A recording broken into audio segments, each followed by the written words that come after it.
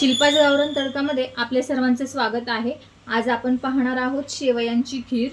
त्यासाठी लागणारे साहित्य बघूया।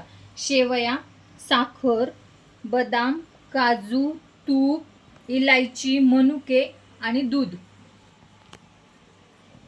प्रथम आपण तूप टाकून घेणार आहोत।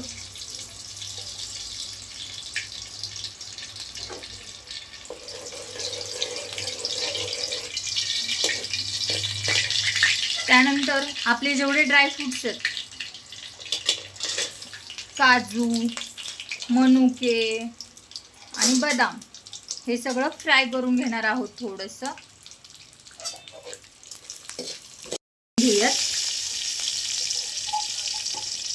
आणि आपल्या ज्या शेवया आहेत त्या टाकून छान अशा परतून घेऊयात, त्यांना तपकिरी कलर येईपर्यंत।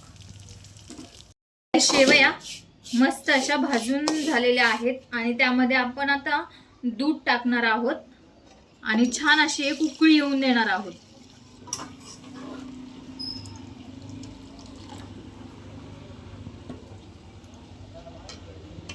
दूध उकळायला ठेवलेलं आहे आणि आता मिक्सरच्या भांड्यामध्ये 2 चमचे साखर टाकून घेऊयात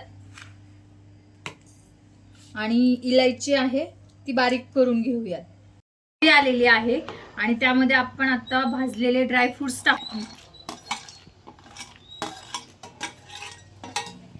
जे आता आपण इलायची आणि साखरेचं वाटण केलेलं आहे ते आपण टाकून घेणार आहोत। प्रकारे आपली खीर तयार झालेली आहे। आता आपण खाण्यासाठी घेऊयात।